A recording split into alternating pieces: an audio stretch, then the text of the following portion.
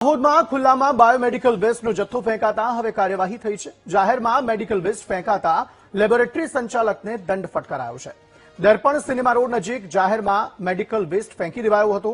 તપાસમાં નજીકના જ લેબોરેટરી સંચાલકની બેદરકારી સામે આવી હતી।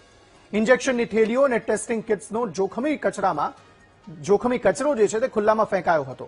ત્યારે ઘટનાની ગંભીર નોંધ લઈને આરોગ્ય વિભાગ અને પાલિકાની ટીમ સ્થળે પહોંચી હતી અને મેડિકલ વેસ્ટના નિયમો અનુસાર નિકાલ કરવા માટે તંત્રએ કડક સૂચના આપી છે। ઇન્જેક્શનની થેલીઓ અને ટેસ્ટિંગ કિટ્સનો જોખમી કચરો ખુલ્લામાં ફેંકાયો હતો, જે બાદ કાર્યવાહી થઈ છે અને પાસે જ એક લેબોરેટરી હતી તેના દ્વારા જ આ કચરો અહીં ફેંકાયો હોવાનું સામે આવ્યું હતું। સૂચના આપવા છતાં જો તમે ફેંકશો તો તમને દુકાન સીલ કરવામાં આવશે, અથવા પહેલી વખત પકડાશે તો 1000 રૂપિયા દંડ, બીજી વખત પકડાશે તો 5000 દંડ, એવી જાહેર જનતાને આપણે વેલાઉસ કરાવેલ છે।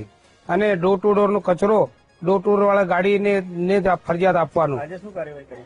આજે આ બાયોમેડિકલ નો કચરો નાખેલો છે એના જાહેર જગ્યા ઉપર એનો આપણે એમને જે તે દુકાનના માલિકને આપણે દંડ 5000 પેટી દંડ કરીએ છીએ। મામલામાં 5000 રૂપિયાનો દંડ ફટકારાયો છે અને અલગ અલગ જે લેબોરેટરી સંચાલકો છે તેમને પણ તાકીદ કરવામાં આવી છે કે બાયોમેડિકલ વેસ્ટ જે છે તેનો નિયમ પ્રમાણે જ નિકાલ કરવામાં આવે। જાહેર જગ્યામાં આ જથ્થો જો ફેંકવામાં આવશે તો આ જ રીતે તેમના વિરુદ્ધ પણ કાર્યવાહી થશે। હાલના સમયે આ કાર્યવાહી થઈ છે, જેમાં લેબોરેટરી સંચાલક છે તેમને 5000 રૂપિયાનો દંડ ફટકારવામાં આવ્યો છે। દર્પણ સિનેમા રોડ નજીક આ મેડિકલ વેસ્ટ જે છે તે જાહેરમાં ફેંકી દેવામાં આવ્યો હતો। એક જાગૃત નાગરિકને આ બાબતે જાણ થઈ, તેણે ફરિયાદ કરી અને જે ટીમ છે તે સ્થળ પર પહોંચી હતી, જે બાદ જે ઇન્જેક્શન છે, જે ટેસ્ટિંગ કિટ્સ છે તે અહીંથી જાહેરમાં મળી આવી। હવે એ બાદ ટીમ દ્વારા કાર્યવાહી કરવામાં આવી। પાસેની લેબોરેટરી સંચાલકની જ બેદરકારી જે છે તે આ સમગ્ર મામલામાં સામે આવી હતી, જે બાદ કાર્યવાહી થતા હવે તેને 5000 રૂપિયાનો દંડ ફટકારવામાં આવ્યો છે।